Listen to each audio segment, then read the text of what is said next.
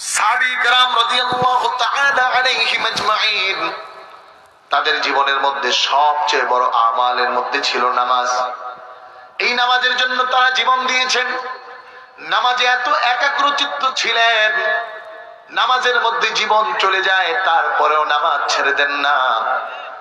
হাদিস প্রমাণ করে বুখারীর বর্ণনা, আবু দাউদের বর্ণনা, আল্লাহর হাবিব বিশ্বনবী নূর নবী সরকারে দু জাহান সাকিয়ে আলা ওয়াল ইল্লিয়িন নবী মুহাম্মদুর রাসূলুল্লাহ সাল্লাল্লাহু আলাইহি ওয়াসাল্লাম জাতুরিকা যুদ্ধ থেকে রওনা করেছেন। যুদ্ধ সমাপ্ত করে সাহাবায়ে কেরাম নবীদের সাথে যুদ্ধ থেকে রওনা করে যখন বাড়ির দিকে ফিরছেন, কিছু দূর যাওয়ার পরে রাত্রে ঘুমিয়ে গেল।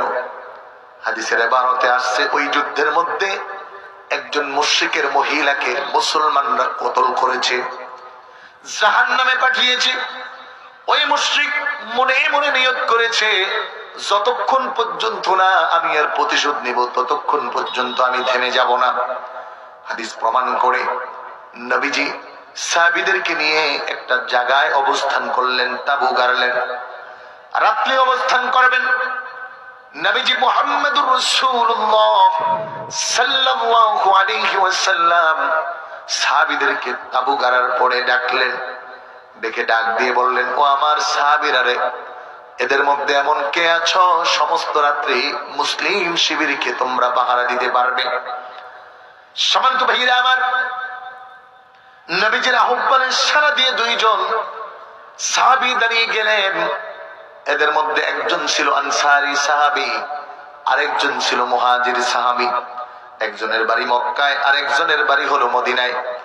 বিশ্বনবী মুহাম্মদুর রাসূলুল্লাহ সাল্লাল্লাহু আলাইহি ওয়াসাল্লাম ওই দুই সাহাবী স্বেচ্ছায় দায়িত্ব নিলেন। রাসূলুল্লাহ তাদেরকে দায়িত্ব দিলেন। তারা রাত্রি যাপন করলেন। সব সাহাবী রাতে ঘুমিয়ে গেল। দুইজন গিরিপথে মুসলিম শিবিরকে পাহারা দিবেন। কিতাবের মধ্যে লেখে মুহাজির এবং আনসার দুই ভাই পরামর্শ করলেন, ও ভাই, দুইজন একত্রে জেগে লাভ হবে না। আপনি অর্ধেক রাত্র পর্যন্ত পাহারা দিবেন, আবার বাকি অর্ধেক রাত্র আমাকে জাগিয়ে দিবেন। আপনি ঘুমাবেন, আমি পাহারা দিব। কিতাব বলে আনসারী সাহাবী বললেন, আমি আগে জাগতে চাই, আমি আপনাদেরকে পাহারা দিতে চাই। কারণ মদিনার সব সাহাবীরা সব সময় মুসলমানদের খেদমতে এবং সাহায্যে আগে আসছিল। এখনো মদিনায় যখন হাজী সাহেবরা যায়, মদিনায় যত আপ্যায়ন হয়, মদিনায় যত আরাম আর মানুষদেরকে হাজীদেরকে সম্মান দেওয়া হয়, মক্কায় অতটা পাওয়া যায় না। মদিনায় এখনো প্রতিদিন হাজীদের জন্য ইফতারের ব্যবস্থা হয়, মক্কায় অতটা দেখা যায় না। মদিনার মানুষের ভালোবাসাগুলো আলাদা হয়। আল্লাহু আকবার বলেন। সম্মানিত প্রিয় ভাইরা আমার, নবীজির দুইজন সাহাবী পাহারায় লাগলেন। আনসার সাহাবী দাঁড়িয়ে গেলেন। চিন্তা করলেন, সমস্ত রাত্রের অর্ধেক আমার ভাগে আসছে, আমি এই রাত্রটা শুধুমাত্র বসে বসে কাটালে চলবে না। যদি আল্লাহর সামনে নিজেকে দাঁড়িয়ে যাই, নিজেকে আল্লাহর সামনে দণ্ডায়মান করে দেই, তাহলে হয়তো আল্লাহর কাছে অবশ্যই বড় কোনো সাজা পাবো। সাহাবী চিন্তা করে নামাজে দাঁড়িয়ে গেলেন। কিতাব প্রমাণ করি ওই আনসারী সাহাবী নামাজ শুরু করলেন। সূরা ফাতিহা সমাপ্ত করে কোরআনুল কারীমের একটা চমৎকার সূরা আছে, সূরার নাম হলো সূরা কাহাফ। তেলাওয়াত শুরু করে দিলেন, আলহামদুলিল্লাহিল্লাযী আনজালা আলা আবদিহিল কিতাবা ওয়া লাম ইয়াজআল লাহু ইওয়াজা কাইয়িমান লিয়ুনদিরা বা'সান শাদীদান মিন লাদুনহু ওয়া ইউবাশশিরাল মুমিনিন الذين يعملون الصالحات أن لهم أجرا حسنا। আমার ভাইরা, সাহাবী তেলাওয়াত শুরু করলেন। এত মজা কোরআনের তেলাওয়াত রাতের বেলা দাঁড়িয়ে দাঁড়িয়ে যখন আদায় করা হয়। আর এই হাদিসটা যেদিন পড়ি সর্বপ্রথম ওই দিন অনেক মনে পড়েছে, যতবার পড়ি ততবার মনে পড়ে। আমাদের জীবনে এমন ছিল, 2 রাকাত নামাজে 15 পারা পর্যন্ত কোরআনের তেলাওয়াত করেছিলাম, এখন আর পারি না।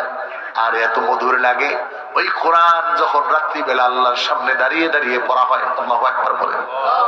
এজন্য আল্লাহ নবীকে আদেশ করছে, কুমিল লাইলা ইল্লা কালিলা, ও নবী আপনি রাতের বেলা দাঁড়ায় যান আপনার রবের সামনে। রাত্র কেউ নাই, নিবিড় নিস্তব্ধ, পৃথিবীর কোনো মানুষের কাছে নাই। আপনি আল্লাহর সামনে দাঁড়িয়ে যখন কোরআন পড়বেন মনে হবে আপনার রব আপনার সাথে কথা বলতেছে। সুবহানাল্লাহ। সম্মানিত ভাইরা, আনসার সাহাবী কোরআন তেলাওয়াত শুরু করলেন। তেলাওয়াত চলছে, আনসার সাহাবীর মজা আরো বেড়ে গেছে, মজা বাড়তেছে, তেলাওয়াত ছাড়তেছেন না। এক রাকাত নামাজ এখনো সমাপ্ত হয় নাই। ওই যেই মানুষটা মুশরিক ইহুদি মানুষটার স্ত্রীকে কতল করা হয়েছিল, তিনি তো ওয়াদা করেছেন এর প্রতিশোধ না নিয়ে তিনি ক্ষান্ত হবেন না। মুসলিমদের শিবিরের পিছনে পিছনে ওই মানুষটা গোয়েন্দার মতো আগেছে। যখন নবীর সাহাবী রাত্রি বেলা নামাজে আছেন, ওই কাফের মানুষটা দূর থেকে তাকায় দেখেন গাছের মতো দেখা যায়, পুরোপুরি স্পষ্ট বুঝেন না। হাদিসের মধ্যে বলে ওই মানুষটা সরাসরি এটার ব্যাপারে ইতমিনান ছিল না যে এটা মানুষ। তিনি মনে করলেন গাছও হতে পারে, আবার একটু ভয় পেলেন মানুষও হতে পারে। কারণ নবীদের সাহাবীদের সিদ্ধান্ত আর নবীদের সাহাবীদের এত ইবাদতের ইতিহাস পৃথিবীর ইতিহাসে আছে, তারা বুঝতেন, জানতেন, অনুধাবন করতেন। ওই মুশরিক মানুষটা দূর থেকে মানুষ না গাছ পরীক্ষা করার জন্য ধনুক আর তীর নিয়ে তিনি তীর নিক্ষিপ্ত করলেন। হাদিস প্রমাণ করে আবু দাউদের বর্ণনায় এই তীরটা গিয়ে নবীর আনসারী সাহাবীর পিঠের মধ্যে বিঁধে গেল। নামাজের মধ্যে কোরআন তেলাওয়াত চলমান, আনসারী সাহাবী নামাজ ছেড়ে দেন না। কিতাব প্রমাণ করে তীরটা বিদার সাথে সাথে শরীর থেকে রক্ত পড়া শুরু হয়েছে। আনসারী সাহাবী মধুর তেলাওয়াত ছাড়তে রাজি না।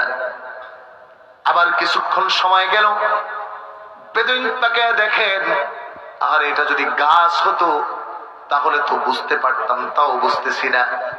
যেহেতু নিশ্চিত দাঁড়িয়ে আছে মানুষ কিনা এটা এখনো বোঝা সম্ভব হচ্ছে না, মনে হয় গাছ। আবার আরেকটি তিনি নিক্ষিপ্ত করলেন। আল্লাহর হাবিবের সাহাবীরা কেমন নামাজ পড়তেন, নামাজের মধ্যে কতটা রবকে সামনে মনে করতেন, আর কতটা ইতমিনান আর খুশু নিয়ে আল্লাহর ভয় নিয়ে নামাজ পড়তেন। দ্বিতীয় তীরটা এসে পিঠের মধ্যে বিঁধে গেল, রক্তের ঝর্ণা শুরু হয়ে গেল। সাহাবী নামাজ ছেড়ে দিলেন না। এবার হাদিসের ব্যাখ্যার মধ্যে আসছে পরবর্তীতে দীর্ঘ সময় তিনি নামাজে দাঁড়িয়ে চলমান। মুশরিক মানুষটা তাও স্থির হলেন না, আবার অনেকটা তীর নিক্ষিপ্ত করলেন। এক এক করে 3টা তীর মারা হলো, আনসারী সাহাবীর পিঠের মধ্যে বিঁধে গেল। কিন্তু তিনি নামাজ ছেড়ে দিচ্ছেন না, কারণ মুমিনের নামাজ হলো এমন, তার রবের সাথে মোলাকাত হলো যেমন। এজন্য বলা হয় আস-সালাতু মিরাজুল মুমিনিন। যদিও এটা হাদিস নয়, কিন্তু আসলে বান্দা যখন নামাজে দাঁড়িয়ে যায় পৃথিবীর কোন মানুষের সামনে বান্দার মাথা নত হয় না।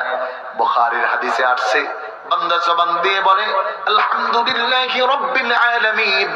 আরশের মালিক, জমিনের মালিক, তামাম কায়নাতের মালিক বলে মানিল হামদু, ও বান্দা কার জন্য প্রশংসা করো? বান্দা আবার আল্লাহর কথার উত্তর দিয়ে বলে রব্বিল আলামিন। আমি ওই রবের প্রশংসা করি যিনি সমস্ত কায়নাতের রব। আল্লাহু আকবার। সম্মানিত ভাইরা আমার, বান্দা আবার বলে আর রহমানির রহিম, মালিক ইয়াউমিদ্দিন, ইয়্যাকা না'বুদু ওয়া ইয়্যাকা নাস্তাঈন। বান্দার প্রত্যেকটি কথায় রব কথা বলতে থাকে।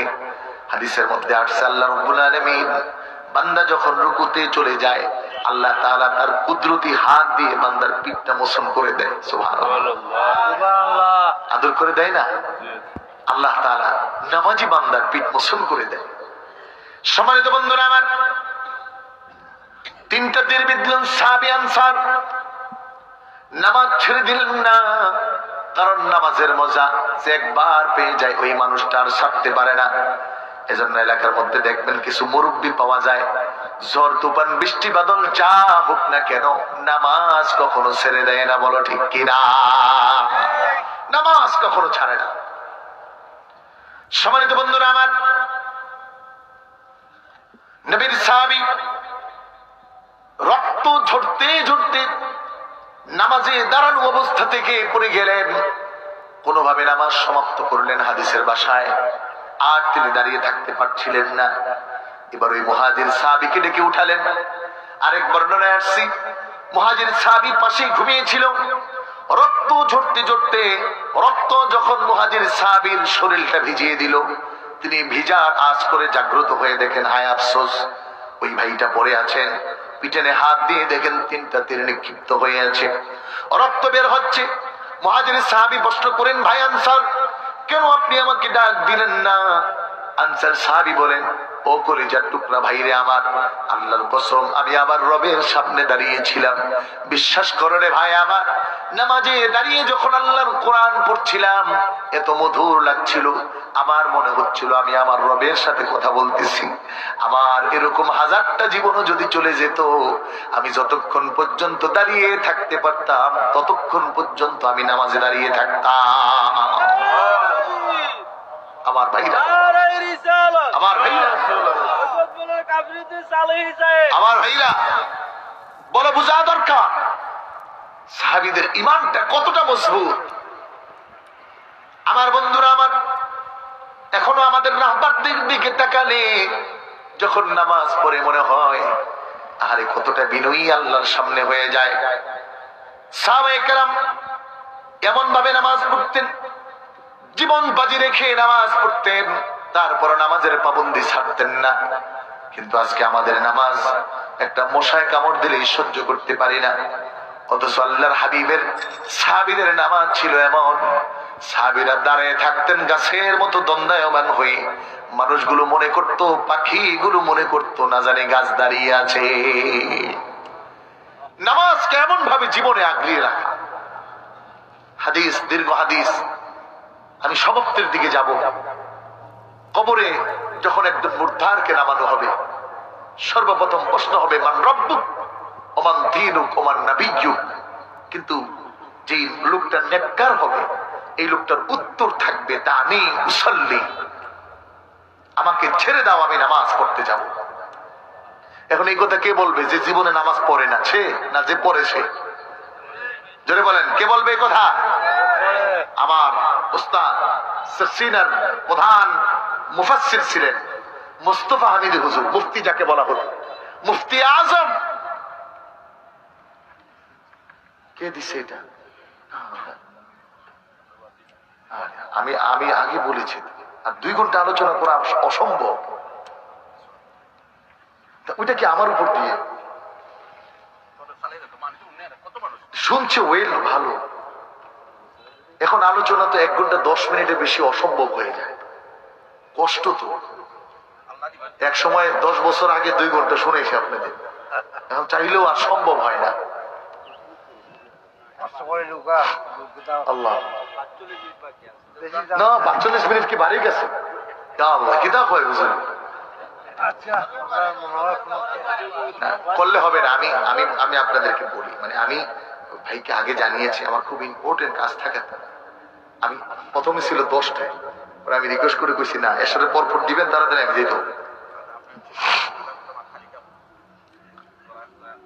শফিক ভাই আইসে, আমি খবর পাইছি, আমার আগে ঘোষণা দিছে ভাইরে নিয়ে আসেন ইনশাল্লাহ। আমি 30 পর্যন্ত আছি, একদম নন স্টপ, কারণ আমার আলোচনার একটা নির্দিষ্ট সীমারেখায় যাবে, ওখানে শেষ হবে, অর্ধেক বলে শেষ করবো না ইনশাআল্লাহ। আরেকটা বাকি আছে না, এরপরে 3টা গুণ। একজন